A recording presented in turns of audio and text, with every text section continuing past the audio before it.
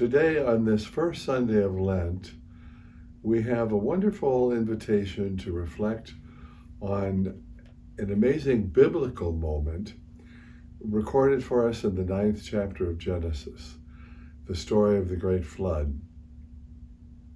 The reason this is particularly interesting to us is that as a result of the flood which took away all the lives of those who were so evil, the result of that was that God then promised through a covenant that he would never do this again, and to show that sign would be a rainbow, God's faithfulness, his faithfulness to his promise and to us. But I really would like to focus on the moment of the flood itself and what that signifies. You see, God was disillusioned, I believe. We put that in human terms.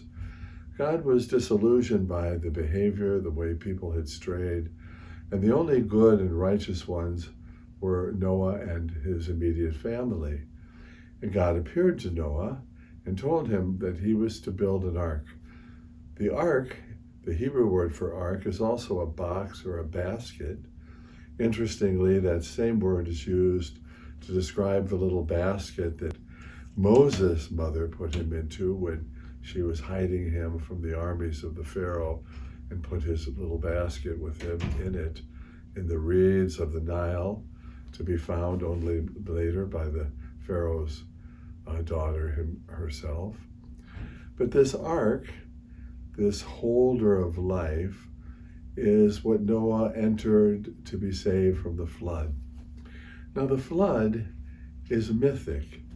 There are moments in the scriptures, and we have to think about what this means. There are descriptions that are mythic events. They're mythic not in the sense that they're not real, that they didn't happen, but they didn't happen the way the author portrays it in exactly the same way. But it is as if it happened in that way, because the myth is expressing the wonder and the awe of the author at God's goodness and action in the midst of his people. So, for example, we have the Israelites fleeing from the Pharaoh's army, and we have the Red Sea opening up, and then later the waters closing and swallowing the armies of the Pharaoh. There are studies that show that there was never water to that depth in that very locale, ever. But it doesn't mean the moment didn't happen. It might have been very different. The fact that there was water running there and the wheels of the chariots might have gotten stuck in some way. The mythic description shows the wonder, the awe of the author, who is amazed at how God has intervened to save his people. So also in the story of the ark. We know that the world was never totally covered with water at this point in time. Although there have been some interesting discoveries, the man who discovered through a submersible the remains of the Titanic has also discovered off of the coast of Turkey, in the area of the Black Sea, a village that was completely covered by water and inundated in the flood that took place historically. Maybe this was part of the event that the author was reflecting on.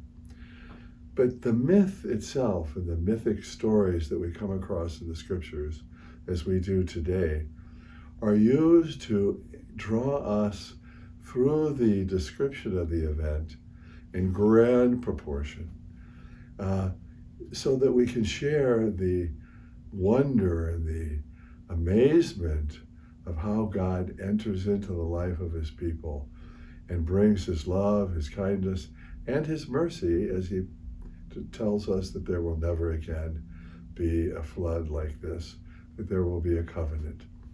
And the word of the covenant echoes back to us when we celebrate the Holy Mass, and we have the words of the consecration.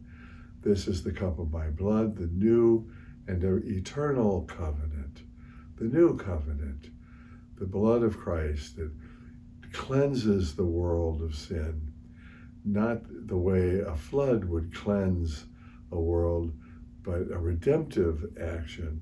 And so we have this relationship between the world at the time of Noah and then the gift of Jesus through his own dying for us on the cross.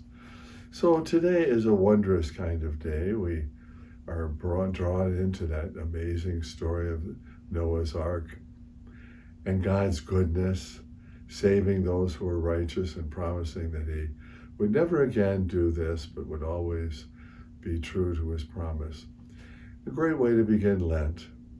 We make promises to the Lord. We have ideas of how we can make our Lent more meaningful.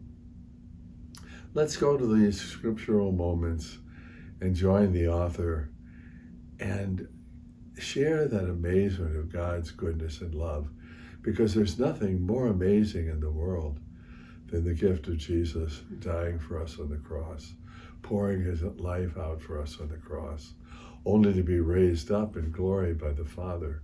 St. Paul of the Cross tells us that the most wondrous act of divine love is the sacred passion of Jesus itself. This is the glory and the amazement of God's goodness and love for us. So I hope this first Sunday of Lent will be for you an invitation to deepen your own interior amazement at the love and mercy and goodness of God. God bless you and have a wonderful Lenten season.